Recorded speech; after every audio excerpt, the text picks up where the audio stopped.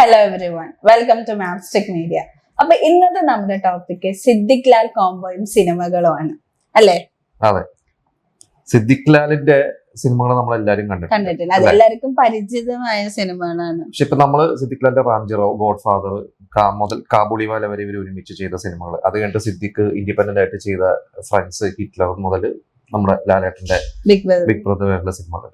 അപ്പൊ ഈ ഒരു സിനിമകൾ നമ്മൾ ഇന്ന് ഡിസ്കസ് ചെയ്യാൻ പോകുന്നത്, ഇതിൽ നമ്മൾ കണ്ട ഇതിലെ കാസ്റ്റ്, ശരിക്കും ഇതിലെ പല സിനിമകളിലും ഇവര് ആദ്യം പ്ലാൻ ചെയ്തിരുന്ന കാസ്റ്റ് അല്ല, ഈ താരങ്ങളല്ല ഇതിൽ അഭിനയിച്ചത്. അത് ആദ്യ സിനിമ മുതൽ അങ്ങനെ തന്നെയാണ്. അതായത് ഇതിൽ ആദ്യം റാംജിറോ സ്പീക്ക്, ശരിക്കും സിദ്ദിഖ് ലാല് നമുക്ക് എല്ലാവർക്കും അറിയാം ഫാസിലിന്റെ അസിസ്റ്റന്റ് ഡയറക്ടേഴ്സ് ആയിരുന്നു. അത് കഴിഞ്ഞ് ഇവർ ഇൻഡിപെൻഡന്റ് ആയിട്ട് ഇവരൊരു സിനിമ പ്ലാൻ ചെയ്തപ്പോൾ ഇവര് ഇങ്ങനെ ഒരു കഥ ആലോചിച്ചു. രണ്ട് ചെറുപ്പക്കാര്, ഇന്നസെന്റിന്റെ പോലത്തെ ഒരു കഥാപാത്രം, ആ രണ്ടുപേരുടെ ആദ്യം ഇവരുടെ മനസ്സിലുണ്ടായിരുന്നത് മോഹൻലാലും ശ്രീനിവാസനായിരുന്നു.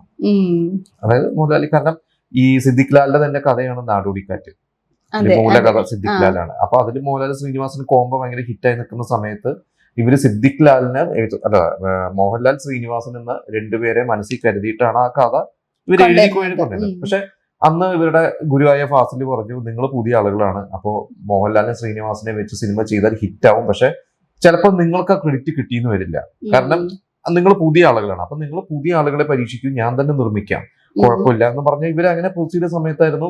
ഇവരുടെ ഒപ്പം കലാഭവനിലൊക്കെ ഉണ്ടായിരുന്ന ആ സമയത്ത് സിനിമയിൽ കയറി വന്ന ആളായിരുന്നു ജയറാം. ജയറാം വന്ന് ഒരു 1-2 വർഷമായിട്ടുള്ളൂ. അപ്പൊ ഇവര് ജയറാമിനെ ആലോചിച്ചു അതിലെ നായകനായിട്ട്. പക്ഷെ ജയറാം ആ സമയത്ത് ഒരുപാട് സിനിമകൾ ചെയ്യുന്നു. മെയിനായിട്ട് എനിക്ക് തോന്നുന്നു അന്ന് ചാണക്യൻ എന്ന് പറഞ്ഞ സിനിമ, കമലഹാസന്റെ കൂടെയുള്ള ചാണക്യൻ സിനിമയിൽ ജയറാം കമ്മിറ്റ് ചെയ്ത് കാരണം ഡേറ്റ് ക്ലാഷ് ആയിട്ട് ജയറാമിന് ചെയ്യാൻ പറ്റില്ല. അങ്ങനെയാണ് ഇവര് സായികുമാറിലേക്ക് എത്തിയത്. പിന്നെ ഇവർ സായികുമാർ നാടകമൊക്കെ കണ്ട് അങ്ങനെ സായികുമാറിലേക്ക് എത്തി. അത് ഭയങ്കര ഹിറ്റായി. നായിക, അതേപോലെ നായിക സിനിമ രേഖയാണ് നായിക റാംജിറോയില്. രേഖ സമയത്ത് തമിഴില് ഹിറ്റായിട്ട് ഇങ്ങനെ നിൽക്കുന്ന സമയത്ത് കമലഹാസന്റെ സിനിമയൊക്കെ ചെയ്തിട്ടുണ്ട്. ശരിക്കും ഇവര് ആദ്യം ഉദ്ദേശിച്ചിരുന്നത് ഇവര് ശോഭനെ മനസ്സിലാലോചിച്ചിരുന്നു. പക്ഷെ ശോഭനെ നടന്നില്ല, അങ്ങനെ ഇവര് രേഖയിലെത്തിക്കും. ബാക്കി പിന്നെ ഇപ്പൊ നമ്മൾ കാണുന്ന കാസ്റ്റ് തന്നെ. ആ സിനിമ അന്ന് ഈ പറഞ്ഞ പോലെ തന്നെ ഭയങ്കര റെക്കോർഡ്, അതായത് വെറും 2 ആഴ്ച, ഓണത്തിന് മുമ്പ് ഒരു 2 ആഴ്ച തിയേറ്ററിൽ ഇറങ്ങി. അവരുടെ 3 കോംബോയും നല്ല വർക്ക്. പിന്നീട് ഇപ്പൊ റാംജിറാവ് ശേഷം പിന്നെയും സിനിമാസ് അതിന്റെ ഒരു സീക്വല് പോലെ. ശരിക്കും റാംജിറാവു ആയിരുന്നു ഒരു തുടക്കം കുറിച്ച്, അതായത് ഇങ്ങനെ അതായത് അത്ര താരമൂല്യം ഇല്ലാത്ത കുറച്ച് നടന്മാരെ വെച്ച് ഒരു കൂട്ടക്കളി സിനിമ തുടക്കം കുറിച്ചത് ശരിക്കും റാംജിറാവു ആണ്. അത് കഴിഞ്ഞ് പിന്നെ മിമിക്സ് പരേഡ് പോലത്തെ സിനിമകളൊക്കെ ഒരു ട്രെൻഡായി മാറി. പക്ഷെ എന്നാലും ആ ഒരു ഗ്രൂപ്പ് എന്ന് പറയുമ്പോ തന്നെ നമുക്ക് അവരുടെ ആ ഒരു ഗീവ് ആൻഡ് ടേക്ക് എല്ലാം നല്ല വർക്ക് ചെയ്യായിരുന്നല്ലോ. അത് ഇവരുടെ ഒരു എഴുത്തിന്റെ ഉണ്ട്. അത് എനിക്ക് തോന്നുന്നു ഇവരെ കുറിച്ച് പറഞ്ഞത് ഇവര് സായികുമാറ പറഞ്ഞു തോന്നുന്നു. ഇവര് 2 രീതിയിൽ ഡയലോഗ് എഴുതും. ഒരു കോമഡി ആണെങ്കിലും സെന്റിമെന്റ്സ് ആണെങ്കിലും എഴുതുമ്പോൾ 2 തരത്തിൽ എഴുതി ഏതാണോ അത്രയും അവര് അതിൽ പെർഫെക്റ്റ് ആണ് അവരുടെ എഴുത്ത് എന്ന് പറയുന്നത്. ഇവര് ഒരുപക്ഷെ ഇവര് മോഹൻലാൽ ശ്രീനിവാസനെ വെച്ച് ആലോചിച്ച അതേ സാധനം ആയിരിക്കില്ല ജയറാമിലേക്ക് വന്നപ്പോ. സായികുമാറിനെ പോലെ പുതിയൊരാൾ വന്നു കഴിഞ്ഞപ്പോ അവര് വേറെ തരത്തിലോട്ട് അത് മാറ്റങ്ങൾ വരുത്തിയിട്ടുണ്ടാവും. ഇത് കഴിഞ്ഞിട്ട് ഇവര് പിന്നെ ചെയ്ത സിനിമയാണ് ഇനിഹരിനഗർ. ഇനിഹരിനഗർ ഇഷ്ടമല്ലേ? പിന്നെ നമുക്ക് എപ്പോ കണ്ടാലും കോമഡി ആയിട്ട്. അതും ഇതേപോലെ തന്നെ ഇവരുടെ ആദ്യത്തെ സിനിമ കഴിഞ്ഞപ്പോ മുകേഷ് പിന്നെ ഇവരുടെ സ്വന്തം ആളായി. പിന്നെ ഇവര് മുകേഷ്, ജഗദീഷ്, അശോകൻ, അപ്പാഹാജ എന്ന് പറഞ്ഞ നടനുണ്ട്, അറിയാലോ അപ്പാഹാജ. ഈ 4 പേരെ വെച്ചാണ് ശരിക്കും ഇവര് പ്ലാൻ ചെയ്തത്. ആ സമയത്ത് സിദ്ദിഖ് ഇല്ലായിരുന്നു. പക്ഷെ ജഗദീഷ് ആ സമയത്ത് വേറൊരു സിനിമയുടെ തിരക്കിലാണെന്ന് ഇവരുടെ പ്രൊഡക്ഷനിലുള്ള മാനേജറോ കൺട്രോളറോ ആരോ പറഞ്ഞപ്പോ എന്നാ ജഗദീഷ് വേണ്ടാന്ന് പറഞ്ഞിട്ടാണ് ഇവര് ആ സമയത്ത് ചെറിയ റോളുകളൊക്കെ ചെയ്ത് കയറി വന്നിരുന്ന സിദ്ദിഖിനെ വിളിച്ച് ഇവര് അപ്പക്കുട്ടനാക്കിയത്. ശരിക്കും സിദ്ദിഖ് ആയിരുന്നു അപ്പക്കുട്ടൻ, മറ്റേ തോമസ് ഊട്ടി ആയിരുന്നു അപ്പാഹാജ, മറ്റേത് നമ്മുടെ മുകേഷും അശോകനും ഒക്കെ തന്നെയായിരുന്നു അവര് പ്ലാൻ ചെയ്തിരുന്നത്. പക്ഷെ ഈ സമയത്ത് ജഗദീഷ് ഷൂട്ടിനോട് അടുക്കാറായപ്പോ ജഗദീഷിനെ സിദ്ദിഖോ ലാലോ എവിടെയോ റെയിൽവേ സ്റ്റേഷനിൽ വെച്ച് കണ്ടു കഴിഞ്ഞപ്പോൾ ജഗദീഷ് പറഞ്ഞു, ഞാൻ നിങ്ങളുടെ സിനിമയ്ക്ക് വേണ്ടി വെയിറ്റ് ചെയ്യണം, എപ്പോഴാണ് തുടങ്ങണമെന്ന് വെച്ചിട്ടാണ് ഇവര് പറഞ്ഞാൽ നിങ്ങൾ അഭിനയിക്കുന്നില്ല എന്നാണല്ലോ ഞങ്ങൾക്ക് കിട്ടി. ഇവരും സിദ്ദിഖ് പറഞ്ഞു അതായത് എവിടെ ഒരു കമ്മ്യൂണിക്കേഷൻ പ്രശ്നം വന്നതാണ്. അപ്പോൾ ജഗദീഷ് പറഞ്ഞു, ഞാൻ അങ്ങനെയൊന്നും പറഞ്ഞിട്ടില്ല, ഞാൻ ഈ ഡേറ്റ് നിങ്ങൾക്ക് വേണ്ടി മാറ്റി വെച്ചാണ്, ഞാൻ വരും, ഞാൻ അഭിനയിക്കും, എനിക്ക് ഒന്നും അറിയില്ല, ഞാൻ നിങ്ങൾക്ക് വേണ്ടി മാറ്റി വരും. അപ്പൊ ഇവരാകെ കൺഫ്യൂസ്ഡ് ആയി. ലാസ്റ്റ് ഇവര് അപ്പഹാജനാണെന്നും ആ ഗ്രൂപ്പിൽ നിന്ന് മാറ്റിയിട്ട് ജഗദീഷിനെ കൊണ്ടുവന്ന് ജഗദീഷിനെ അപ്പുക്കുട്ടനാക്കി, സിദ്ദിഖിനെ മറ്റേ ഗോവിന്ദൻ, അങ്ങനെ ഒരു അഴിച്ചുപണി നടത്തി കഴിഞ്ഞപ്പോ അപ്പഹാജ ഫാസിൽ സാറിന്റെ ബന്ധുവും കൂടി ആയതുകൊണ്ട് എങ്ങനെയെങ്കിലും ഉൾപ്പെടുത്തണം എന്നുള്ളതുകൊണ്ട് അപ്പഹാജൻ അതിൽ കാറ്റഴിക്കും, അവരാ കാറ്റഴിച്ചിട്ട് വരുന്ന ആ ഒരു വില്ലൻ ക്യാരക്ടർ ആക്കിയിട്ട് അത് നമ്മുടെ ടൂരിനഗർ വന്നപ്പോഴും ഓർമ്മയില്ലേ ദോ 11 എന്ന് പറഞ്ഞ് കാണിക്കണ പപ്പഹാജനെ മറക്കില്ല സിനിമ ഉണ്ട്. പക്ഷെ നായകനാവേണ്ട ആളായിരുന്നു, 4 പേരിൽ ഒരാളാവേണ്ടതായിരുന്നു. അപ്പുക്കുട്ടൻ ജഗദീശല്ലാണ്ട് വേറെ ആരെങ്കിലും ചെയ്യണം നമുക്ക് ചിന്തിക്കാൻ പോലും പറ്റില്ല. സിദ്ദിഖ് പുതിയ ആള് ചെറിയ കോമഡി ഒക്കെ ചെയ്ത് നിൽക്കുന്ന ഒരു സമയമാണ് സിദ്ദിഖിനെ. പക്ഷെ അതാണ് ഒരു സിദ്ദിഖിനെ മനസ്സിൽ കരുതിയത്. പക്ഷെ നമുക്കിപ്പോ അപ്പുക്കുട്ടനായിട്ട് ജഗദീശനല്ലാതെ ഡയലോഗ്സും എല്ലാം വെച്ച് നമുക്ക് വേറെ ആരും സങ്കല്പിക്കാൻ പറ്റില്ല. അത് കഴിഞ്ഞിട്ട് പിന്നെ ഈ 2 സിനിമയും ഹിറ്റായി. ഇത് കഴിഞ്ഞിട്ട് പിന്നെ ഒരു ഗോഡ് ഫാദറിലേക്ക് എത്തിയത്. ഇപ്പൊ ഗോഡ് ഫാദർ ശരിക്ക് 500 അല്ലാണ്ട് നമുക്ക് ആരെയും സങ്കല്പിക്കാൻ പറ്റില്ല. പക്ഷെ അന്ന് ആദ്യം ഇവരുടെ മനസ്സിൽ ഒരു പ്ലാൻ ഉണ്ടായിരുന്നത് തിലകനെ തന്നെ ഡബിൾ റോൾ ചെയ്യിപ്പിക്കാന്നുള്ള ഒരു ചെറിയൊരു ഐഡിയ ഉണ്ടായിരുന്നു. പക്ഷെ പിന്നെ ഒരു ഫ്രഷ് 500 എന്ന് പറഞ്ഞാൽ അത്ര പവർഫുൾ ആയിട്ടുള്ള ആള് വേണം എന്നുള്ളതുകൊണ്ട് തന്നെയാണ് ഇവര് വിജയരാഘവന്റെ അച്ഛനാണ് 500 എന്നൻപിള്ള സാറിനെ ഇവര് കൊണ്ടുവരുന്നു. എന്നൻപിള്ള അഭിനയിക്കുന്നു. ഇതേപോലെ അവര് 4 മക്കള്, തിലകനുണ്ട്, മുകേഷ് ഉണ്ട്, ഇന്നസെന്റ് ഉണ്ട്, പിന്നെ ഒരു മകനായിട്ട് ഇവർ ഉദ്ദേശിച്ചത് നെടുമുടി വേണു വരുന്നു. ഭീമൻ രഘു ചെയ്ത ക്യാരക്ടർ. അപ്പൊ ഭീമൻ രഘുവിനെ അതിലൊരു ഗുണ്ടയുടെ ക്യാരക്ടർ, ഫസ്റ്റ് തുടക്കം വരുന്ന ഒരു ഗുണ്ടയുടെ ക്യാരക്ടറാണ്. അത് കോഴിക്കോട് വിനോദ് എന്ന് പറയുന്ന നടനാണ് ഇപ്പൊ ചെയ്തത്. ഭീമൻ രഘുവിന്റെ അച്ഛനാണ്, എത്ര പേർക്ക് അറിയാവുന്നതല്ല, ആ സിനിമയിലെ പ്രിൻസിപ്പളുടെ വേഷം ചെയ്തത്. അപ്പൊ ഭീമൻ രഘു അച്ഛന്റെ കൂടെ വന്നു കഴിഞ്ഞപ്പോൾ ഭീമൻ രഘുവിന് അതിൽ ആ ഒരു വില്ലന്റെ ക്യാരക്ടർ കൊടുക്കാം എന്ന് നിൽക്കുന്ന സമയത്താണ് നെടുമുടി വേണുവിന് ആ സമയത്ത് എനിക്ക് തോന്നുന്നു സിബി മലയിലെ സാന്ത്വനം എന്ന് പറയുന്ന സിനിമയാണെന്ന് തോന്നുന്നത്. അതിൽ നെടുമുടിയാണ് മെയിൻ റോള്. ആ സിനിമയിലെ ഡേറ്റ് ആയിട്ട് ക്ലാഷ് ആവുന്നുള്ളപ്പോ നെടുമുടിക്ക് അഭിനയിക്കാൻ പറ്റാത്തതുകൊണ്ട് എന്നാ പിന്നെ ഭീമൻ രഘുവിനെ ഇടാന്ന് പറഞ്ഞത്. ഈ വർഷം കുറച്ച് മാറ്റങ്ങൾ വരുത്തി. ഇപ്പൊ നെടുമുടി വേണു ആയിരുന്നെങ്കിൽ വേറെ തരത്തിലാവുമായിരുന്നു. ഭീമൻ രഘു വന്നു കഴിഞ്ഞപ്പോൾ അതൊരു വേറെ തരത്തിൽ അവർ ആ ക്യാരക്ടർ കൊണ്ടുവന്നു. പക്ഷെ ഇപ്പൊ നമുക്ക് കാണുമ്പോൾ ഭീമൻ രഘു ആപ്റ്റ് ആണ്, നമുക്കൊന്നും തോന്നില്ല. അത് മാത്രല്ല ഭീമൻ രഘു എന്ന് പറയുമ്പോ നമുക്ക് എപ്പോഴും വില്ലൻ ക്യാരക്ടർ തോന്നും. പക്ഷെ ആ ഒരു ഗോഡ് ഫാദറിലാണെങ്കിൽ ഒരു പോസിറ്റീവ് ക്യാരക്ടർ ആണല്ലോ ചെയ്തേക്കുന്നത്. അപ്പൊ അതും ആ ഭീമൻ രഘു നമുക്ക് ആലോചിക്കാൻ പറ്റാത്ത ഒരു ക്യാരക്ടറിലൂടെ 500 ആൺമക്കളും 4 തരത്തിലാണ്. ഇന്നസെന്റ്, മുകേഷ്, അപ്പുറത്ത് ഭീമൻ രഘു, അപ്പുറത്ത് തിലകൻ, 4 തരത്തിലാണ്. അതേപോലെയായിരുന്നു നായിക കനക. ശരിക്കും നായികയായിട്ട് ഇവര് ഉർവശിനെയാണ് അത് ആലോചിച്ചത്. പക്ഷെ ഉർവശിയുടെ ഡേറ്റ് കിട്ടാതെ വന്നപ്പോഴാണ് കനക, എനിക്ക് തോന്നുന്നു കനകയുടെയും ആദ്യത്തെ ഇവരാണ് ശരിക്കും തമിഴിലുള്ള പല താരങ്ങളും ഇവിടെ കൊണ്ടുവന്നത്. ഇപ്പൊ രേഖേന എനിക്കൂടെ മലയാളത്തിൽ ആദ്യമായിട്ട് ഇവര് കൊണ്ടുവന്നു, കനകേനെ കൊണ്ടുവന്നു. അപ്പൊ ഈ എനിക്കൊണ്ട് ഗീതാ വിജയനും ഇവരെന്നെ ഇൻട്രൊഡ്യൂസ് ചെയ്തെന്ന് തോന്നുന്നു തൊട്ട് മറ്റേ ഇനി ഹരിഹരൻ. അപ്പൊ കനകയ്ക്ക് പകരം ഉർവശിയായിരുന്നു. നമുക്ക് ഇപ്പൊ കാണുമ്പോൾ മനസ്സിലാവും ശരിക്കും ഉർവശി ആപ്റ്റ് ആണ്, അന്നത്തെ ഉർവശി. കാരണം ഈ മുകേഷിനെ പറ്റിക്കുന്നു, മുകേഷ് തിരിച്ചു പറ്റിക്കുന്നു. പക്ഷെ എനിക്കൊന്ന് കനക ഇച്ചിരി കൂടി സീരിയസ് ആയിട്ട് ആ റോള് ഹാൻഡിൽ. ഉർവശി ആയിരുന്നെങ്കിൽ നടിയുടെ സൈഡിൽ നിന്ന് ഒരു ഇച്ചിരി കൂടി ഹ്യൂമറസ്. കാരണം പ്രത്യേകിച്ച് ഇതില് മുകേഷിനെ പറ്റിക്കുന്ന ഒരു പ്രേമിച്ച് പറ്റിക്കുന്നതാണല്ലോ. ചിലപ്പോൾ ഉർവശി ആയിരുന്നെങ്കിൽ നമുക്ക് ഉർവശിയുടെ ഒരു സ്വതസിദ്ധമായ ശൈലിയൊക്കെ വെച്ച് ഹ്യൂമർ കൊണ്ടുവന്നേ. അപ്പൊ അങ്ങനെ ആ ഒരു പിന്നെ ഗോഡ് ഫാദർ നമുക്കറിയാം 405 ദിവസം ഓടിയ സിനിമയാണ്, അടുപ്പിച്ച് ഓടിയത്. അത് കഴിഞ്ഞ് പിന്നെ ഇവര് വിയറ്റ്നാം കോളനി ചെയ്തു. വിയറ്റ്നാം കോളനി വൻ വിജയമായി. പിന്നെയാണ് ഇവർ കുറച്ച് ഡിഫറെന്റ് ആയിട്ട് ഇവരുടെ സിനിമ പറയുന്നത് കാബൂളിവാല. അപ്പൊ ഈ കാബൂളിവാലയിലും ഈ പറഞ്ഞ പോലെ തന്നെ ജഗതി, ഇന്നസെന്റുമാണ് ശരിക്കും അതിലെ നായകന്മാര്. പിന്നെ വിനീത്. ശരിക്കും പറയുമ്പോ കടലാസിന്റെയും കന്നാസിന്റെയും കഥയാണ്. ഈ കാബൂളിവാല അതെ, എനിക്ക് തോന്നുന്നു റാംജി റാവു അതെ, രണ്ടിലും ശരിക്കും ഇവര് ഇന്നസെന്റിനെ ആദ്യം തന്നെ ഇവര് പ്ലാൻ ചെയ്തു. പക്ഷെ ഇന്നസെന്റ് ഈ 2 സിനിമയുടെ സമയത്ത് വേറെ ഏതൊക്കെയോ സിനിമയുടെ തിരക്കായപ്പോ എനിക്കുള്ള റാംജി റാവു ആണ് മെയിൻ ആയിട്ട്. ശരിക്കും റാംജി റാവുവിൽ അവസാനം ഇന്നസെന്റ് ആ സിനിമയിൽ അഭിനയിക്കുന്നില്ല, വേറൊരു സിനിമയിൽ അഭിനയിക്കാന്ന് പറഞ്ഞപ്പോ ഇവരെങ്കിലും മാള അരവിന്ദനെയാണ് മത്തായച്ചനായിട്ട് ഇവര്, അതായത് ഇന്നസെന്റ് ഇല്ലെങ്കിൽ മാള എന്ന് പറഞ്ഞ് ഇവര് ഫിക്സ് ആയി നിൽക്കുന്ന സമയത്ത് മുകേഷ് പോയിട്ട് ഇന്നസെന്റിനോട് എന്തോ സംസാരിച്ചു. അതായത് എനിക്ക് തോന്നുന്നത്, എന്റെ ഒരു ഓർമ്മ ശരിയാണെങ്കിൽ മുകേഷ് ഒരു ഇന്റർവ്യൂവിൽ പറഞ്ഞിട്ടുള്ളത്, മുകേഷ് ഇന്നസെന്റ് അടുത്ത് ചോദിച്ചു ഈ സിനിമ ഒഴിവാക്കിയിട്ട് ചേട്ടപ്പോ ഏത് സിനിമ ചെയ്യാൻ പോകണം. അപ്പൊ ഇന്ന സിനിമയാണ്, ഏതൊരു സൂപ്പർ സ്റ്റാർ സിനിമയാണ്, അതിലെന്താ റോൾ എന്ന് വെച്ചു. പറഞ്ഞു അതിൽ ഒരു ഡ്രൈവറുടെ വേഷമാണെന്ന് വെച്ചു. നിങ്ങൾ ആ ഡ്രൈവർ വേഷം ചെയ്തില്ലെങ്കിൽ നിങ്ങളുടെ കരിയറിൽ എന്തെങ്കിലും സംഭവിക്കുമോ, പക്ഷെ ഇത് നിങ്ങളുടെ കരിയറിൽ ബെസ്റ്റ് റോളാണെന്ന് പറഞ്ഞിട്ടാണ് ഇന്നസെന്റിനെ ഇതിലേക്ക് കൊണ്ടുവന്നത്. ഇതേപോലെ എനിക്ക് തോന്നുന്നു ഈ കാബൂളിവാലയില് ജഗതിയാണ് തോന്നുന്നു. ജഗതിയുടെ ഡേറ്റ് ഇല്ല എന്ന് പറഞ്ഞിപ്പോ വേറെ ആരോ കാസ്റ്റ് ചെയ്യാൻ ഇരുന്നപ്പോഴാണ് ഇന്നസെന്റ് ജഗതിനെ കൺവിൻസ് ചെയ്യിപ്പിച്ചത്. അതെനിക്കൊരു സംശയം, അതോ ജഗതി ഇന്നസെന്റിനെയോ, ഇവർ രണ്ടുപേരിൽ ആരോ ഒരാൾ ഇല്ലാന്ന് പറഞ്ഞു. പക്ഷെ നമുക്ക് കടലാസൻ ജന്നാസായിട്ട് ജഗതി ഇന്നസെന്റ് അല്ലാണ്ട് ആരെയും നമുക്ക് സങ്കല്പിക്കാൻ പറ്റില്ല. കാരണം അവരുടെ ആ ഒരു ഇന്നസെൻസും നമുക്ക് ഫീൽ ചെയ്യും, അതിന്റെ പുറമെ ഇമോഷനും. പ്രത്യേകിച്ച് ക്ലൈമാക്സ് ഒക്കെ എനിക്ക് തോന്നുന്നു ഇവർ രണ്ടുപേരും അല്ലെങ്കിൽ നമുക്ക് അത് ഫീല് കിട്ടില്ലായിരുന്നു. ഇവർ രണ്ടുപേരും തന്നെയാണ് തകർത്ത് അഭിനയിച്ചത്. പിന്നെ ഈ കാബൂളിവാലയെ കുറിച്ച് പറയേണ്ട വേറെ, നമ്മളിപ്പോ സിദ്ദിഖ് ലാലിന്റെ സിനിമകളിലെ പകരക്കാരെ കുറിച്ചാണ് നമ്മൾ സംസാരിച്ചത്. ഇതിൽ വേറെ ഒരു കാര്യമുണ്ട്. ഈ കാബൂളി സിദ്ദിഖ് ശരിക്കും തമിഴ് സിനിമ ആദ്യം ചെയ്യുന്നത് ഫ്രണ്ട്സ് ആണ്. ഫ്രണ്ട്സ് ആണ്. ഇതൊക്കെ കഴിഞ്ഞ് സിദ്ദിഖ് ഇൻഡിപെൻഡന്റ് ആയ ശേഷമാണ് തമിഴിൽ പോകുന്നത്. ഈ കാബൂളിവാല തമിഴിൽ ചെയ്യാൻ സിദ്ദിഖിന് അന്നൊരു പ്ലാൻ ഉണ്ടായിരുന്നു. അതെനിക്ക് സിദ്ദിഖ് ലാൽ കാബൂളിവാല കഴിഞ്ഞപ്പോഴാണ് ഇവർ സ്പ്ലിറ്റ് ആയത്. മാനാർമത്തായിട്ട് സ്ക്രിപ്റ്റ് എഴുതി, അത് കഴിഞ്ഞിട്ട് ഇവർ സ്പ്ലിറ്റ് ആയിട്ട് പിന്നെ സിദ്ദിഖ് ഇൻഡിപെൻഡന്റ് ആയി. ഈ സമയത്ത് സിദ്ദിഖിന് കാബൂളിവാല തമിഴിൽ ചെയ്യാനായിട്ട് ഗുഡ് നൈറ്റ് ഫിലിംസ്, നമ്മുടെ ഗുഡ് നൈറ്റ് മോഹൻ എന്ന് പറയുന്ന പ്രൊഡ്യൂസർ, നമുക്ക് റെസ്പടികൊക്കെ ചെയ്ത ഗുഡ് നൈറ്റ് ഫിലിംസ് ചെയ്യാം എന്ന് പറഞ്ഞിട്ട് എല്ലാം ഇവര് സെറ്റ് ആയതാ. കടലാസും കന്നാസായിട്ട് അന്ന് ഒരു ഹിറ്റ് കോംബോ ആയ പ്രഭുദേവ വടിവേലു, കാതലനിലെ കോംബോ. വിനീതിന്റെ റോളില് അന്ന് അപ്കമിങ് ആയിരുന്ന യുവതാരം അജിത്ത്. അജിത്ത് എന്ന സിനിമയിൽ വന്നൊരു 3-4 സിനിമയൊക്കെ കഴിഞ്ഞ് നിൽക്കുന്ന, എനിക്ക് തോന്നുന്നു അന്ന് ആസൈ എന്ന് പറഞ്ഞൊരു സിനിമയൊക്കെ ചെയ്ത് നിൽക്കുന്ന, അതായത് അതിലൂടെയാണ് അജിത്തൊക്കെ ഒരു ഹീറോ ലെവലിൽ വരുന്നത്. പ്രഭുദേവ വെടിവിൽ എന്ന് പറഞ്ഞാൽ ഭയങ്കര റാപ്പ് വരുന്നു.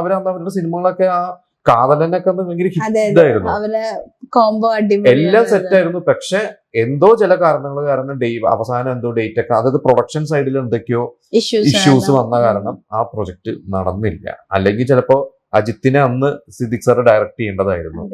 പക്ഷെ എനിക്ക് തോന്നുന്നു വിനീത് ഇപ്പൊ മലയാളത്തിൽ ചെയ്തു വെച്ച ആ ക്യാരക്ടർ അജിത്തിന് തമിഴിലോട്ട് വരുമ്പോ ചേരും വേറെ തരത്തിൽ. ഒന്നാമത് കുറച്ച് റൊമാൻസും എല്ലാം കൂടെ ഒരു ഇൻക്ലൂഡ് ചെയ്ത ഒരു ക്യാരക്ടർ അല്ല, അപ്പൊ ചേരും. എനിക്ക് അങ്ങനെ തോന്നി. ഇത് കഴിഞ്ഞിട്ടാണ് പിന്നെ സിദ്ദിഖ് സാർ ഇൻഡിപെൻഡന്റ് ആയിട്ട് ഹിറ്റ്ലർ ചെയ്തു. ഹിറ്റ്ലറിലാണ് ശോഭന അഭിനയിക്കുന്നത്. കാരണം അതില് സിദ്ദിഖ് സാർ ഒരിക്കൽ പറഞ്ഞിട്ടുണ്ട് ഇന്റർവ്യൂല്, ഹിറ്റ്ലറിന്റെ സമയത്ത് ശോഭനെ പോയി ഡേറ്റിന് വേണ്ടി സംസാരിച്ചപ്പോ അവർക്ക് എന്തോ തിരക്ക് വന്നപ്പോ ശോഭനയുടെ അടുത്ത് പറഞ്ഞു. അപ്പൊ കോമഡി എന്ന് വെച്ച് കഴിഞ്ഞാൽ സിദ്ദിഖ് സാർ എന്നിട്ട് തമാശയുടെ ശോഭനയോട് പറഞ്ഞു, കഥയൊക്കെ പറഞ്ഞു കഴിഞ്ഞിട്ട്, ഇതിനു മുമ്പ് പല സിനിമകൾക്ക് വേണ്ടി നിങ്ങളെ അപ്രോച്ച് ചെയ്തു, നിങ്ങൾക്ക് ചെയ്യാൻ പറ്റിയില്ല. ആ സിനിമയിൽ വേറെ നായികമാര് വന്നു, ഹിറ്റായി. ഇതിപ്പോ നിങ്ങൾ ചെയ്തില്ലെങ്കിലും ഹിറ്റ് ആവും എന്ന് പറഞ്ഞപ്പോ ശോഭന പറഞ്ഞാൽ ഇത് ഞാൻ വരും, എനിക്കൊരു ഹിറ്റ് വേണം എന്ന് പറഞ്ഞിട്ട് അഭിനയിച്ചാണ്. ഹിറ്റ്ലർ എനിക്ക് സിദ്ദിഖ് ആദ്യമായിട്ട് ഡയറക്ട് ചെയ്ത് ഇൻഡിപെൻഡന്റ് ആയിട്ട് പുള്ളി ഒറ്റയ്ക്ക് ഡയറക്ട് ചെയ്തിട്ട്, എനിക്ക് തോന്നുന്നു അന്ന് എനിക്ക് തോന്നുന്നു മമ്മൂക്കയുടെ ഏറ്റവും വലിയ ഹിറ്റുകൾ, അതായത് ഒരു ഇൻഡസ്ട്രി മമ്മൂട്ടിയുടെ കരിയറിലെ ഒരു ഹിറ്റുകളൊന്നായിരുന്നു അത്. അതുവരെയുള്ള എല്ലാ റെക്കോർഡും കളക്ഷൻ വെട്ടിച്ചിട്ട് വന്ന സിനിമയായിരുന്നു ഹിറ്റ്ലർ. ഇത് കഴിഞ്ഞിട്ടാണ് ഇവര് ഫ്രണ്ട്സിലേക്ക് വരണത്. ഇപ്പൊ ഫ്രണ്ട്സ് സിനിമയിൽ 3 നായകന്മാരായിരിക്കാം പറ. മുകേഷ്, ജയറാം, ശ്രീനിവാസൻ. ശരിക്കും അനൗൺസ് ചെയ്യുമ്പോഴും ആദ്യത്തെ ഒരു പോസ്റ്റർ ഒക്കെ ഇറങ്ങുമ്പോ സുരേഷ് ഗോപി ആയിരുന്നു നായകൻ, ജയറാമിന് പകരം. മെയിൻ നായകൻ അരവിന്ദൻ എന്ന് പറയുന്ന നായകൻ ജയറാം. അതായത് സിദ്ദിഖ് ആദ്യം കഥ ആലോചിച്ച 3 സുഹൃത്തുക്കള്, 3 സ്വഭാവം, അതായത് 3 തരത്തിലുള്ള സുഹൃത്തുക്കള്. അതില് ശ്രീനിവാസന്റെ ക്യാരക്ടർ ചക്കച്ചാപ്പറമ്പിൽ ജോയ്. അത് ശരിക്ക് ആ ക്യാരക്ടറിന്റെ പേര് കിട്ടിയത് നമ്മുടെ ഇന്നസെന്റിന്റെ ഒരു സുഹൃത്തിന്റെ ക്യാരക്ടർ ചക്കച്ചാപ്പറമ്പിൽ ജോയ്. അത് അനുവാദം ചോദിച്ചിട്ട് തന്നെയാണ് എടുത്തത്. അപ്പൊ അങ്ങനത്തെ ഒരു കോമഡി ക്യാരക്ടർ. പിന്നെ മുകേഷ് ഒരു പാവത്താനായിട്ടുള്ള ക്യാരക്ടർ.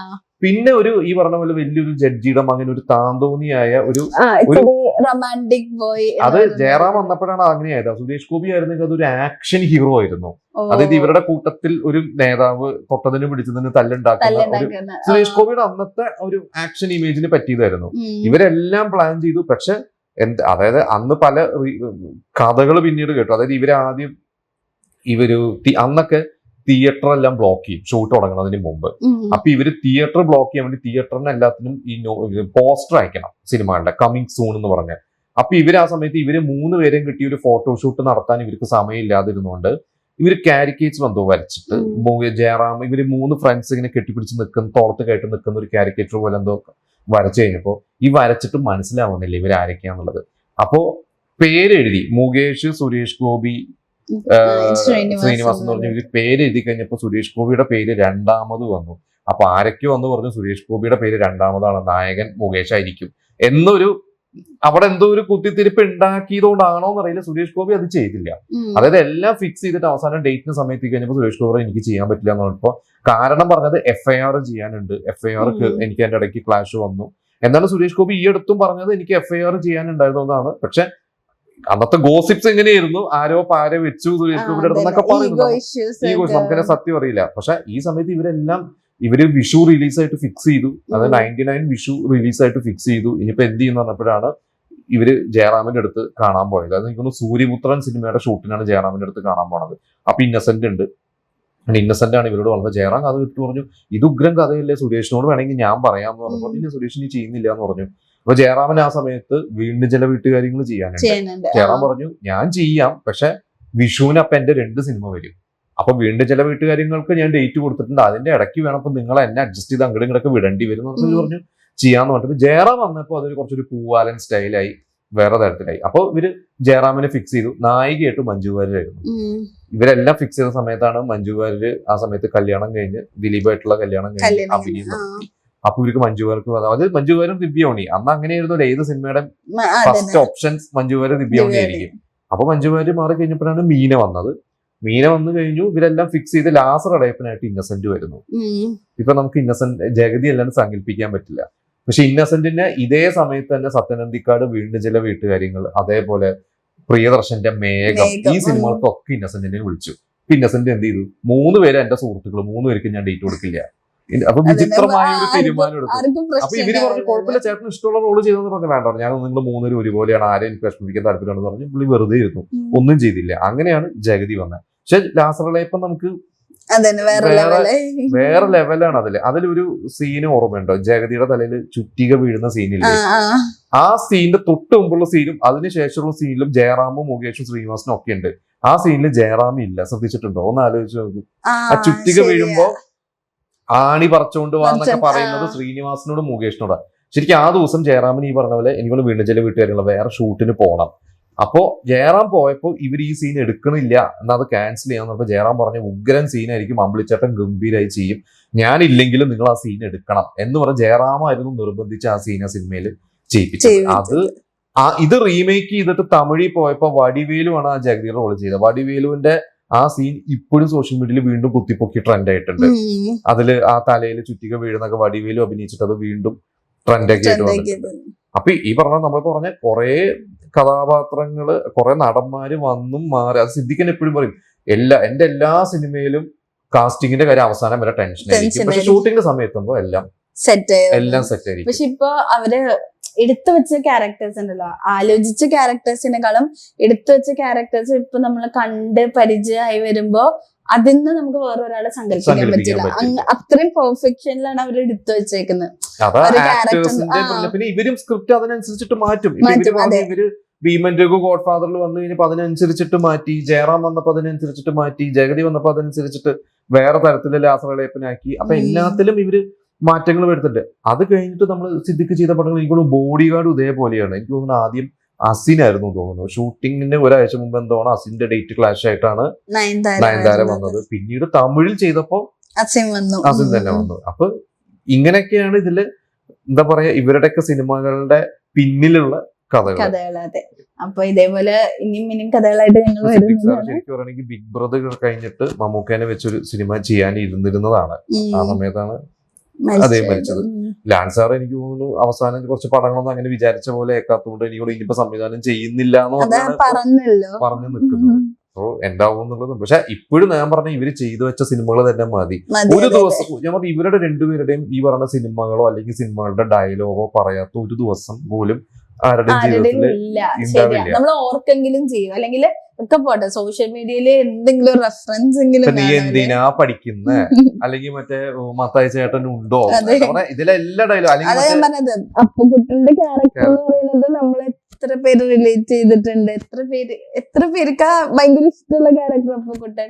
അതേപോലെ ഇപ്പൊ മാനാർമത്തായി ആണെങ്കിലും, മാനാർമത്തായി ശരിക്കും പറഞ്ഞിട്ടുണ്ടെങ്കിൽ ഇവര് പിരിയുന്ന സമയത്ത് അവസാനം ഇവർ ഒരുമിച്ച് എഴുതിയ സ്ക്രിപ്റ്റാ. അത് ശരിക്കും ഇവരുടെ തന്നെ, എന്റെ ഓർമ്മ ശരിയാണെങ്കിൽ ഇവരുടെ അസിസ്റ്റന്റ് ഡയറക്ടർ ചന്ദാമാമയൊക്കെ ഡയറക്ട് ചെയ്ത മുരളി കൃഷ്ണ എന്നാണ് പേര്. അദ്ദേഹം ചെയ്യാനിരുന്നിരുന്ന സിനിമയായിരുന്നു. പക്ഷെ എന്തോ കാരണം കൊണ്ട് മാറിപ്പോയിട്ടാണ് അവസാനമായപ്പോ ഡയറക്ടർ ഇല്ല. അപ്പൊ ഇവര് രാജസേനെ അപ്രോച്ച് ചെയ്തു. പക്ഷെ പല ഡയറക്ടേഴ്സിനും പേടി, കാരണം ഇവര് ഹിറ്റ് റൈറ്റേഴ്സാ. അപ്പൊ ഇവരുടെ സ്ക്രിപ്റ്റ് സിനിമ ഹിറ്റായാൽ ക്രെഡിറ്റ് ഇവർക്ക്, സിനിമ ഫ്ലോപ്പ് ആയാൽ അത് ആ ഡയറക്ടറുടെ മേലിൽ കുറ്റം പോകും. കാരണം ഇവര് പ്രൂവ് ചെയ്ത് നിൽക്കുന്നവരാ. അവസാനം പ്രൊഡ്യൂസർ പറഞ്ഞു നിങ്ങൾ തന്നെ ചെയ്ത എന്റെ പേര് വെച്ചോന്നും പറഞ്ഞിട്ട് ഇവരുടെ അസോസിയേറ്റ്സ് ഒക്കെയാണ് ആ സിനിമ ചെയ്തത്. പിന്നെ ഇവരുടെ പ്രൊഡ്യൂസറുടെ പേരാണ് അതിൽ വെച്ചത്, മാണി കാപ്പന്റെ പേരാണ് വെച്ചത്. മാനാർമത്തായി ഒക്കെ എനിക്ക് തോന്നുന്നത് അത് കഴിഞ്ഞിട്ട് പിന്നെ എത്ര ഭാഷയിൽ പോയിട്ട് റീമേക്ക് ചെയ്ത് ഹിറ്റ് ആക്കിയിട്ടുണ്ട്. അപ്പോ അതാണ് സിദ്ദിഖ് ലാലിന്റെ സിനിമ അറിയില്ലായിരുന്നല്ലോ ഈ ഇല്ല ജയറാമിന്റെ ഞാൻ ആദ്യം കേട്ട ഗോഡ് ഫാദറിന് മാത്രമേ ഞാൻ എവിടെയോ കേട്ടിട്ടുണ്ട്, അല്ലാതെ ബാക്കിയെല്ലാം എനിക്ക് പുതിയ അറിവാണ്. അല്ല ഇപ്പൊ ഈ പറഞ്ഞ പോലെ ഞാനും ഈ അടുത്താണ് അറിഞ്ഞത് ഈ കാബൂളിവാല അജിത്തിനൊക്കെ ചെയ്യാനിരുന്നിരുന്നു ഈ അടുത്താണ് അറിഞ്ഞത്. ശരിക്കും അന്നതൊക്കെ ചെയ്തിരുന്നെങ്കിൽ അതൊരു വൻ ഹിറ്റ് ആവേണ്ടതായിരുന്നു. ശരിയാ. അപ്പൊ എന്താ പറയാ, ഇനിയും ഇതേപോലത്തെ കഥകളും ഇതേപോലത്തെ പിന്നാമ്പുറ കഥകളായിട്ട് ഞങ്ങൾ എത്തുന്നതാണ്. അപ്പൊ അടുത്ത വീഡിയോ ബൈ.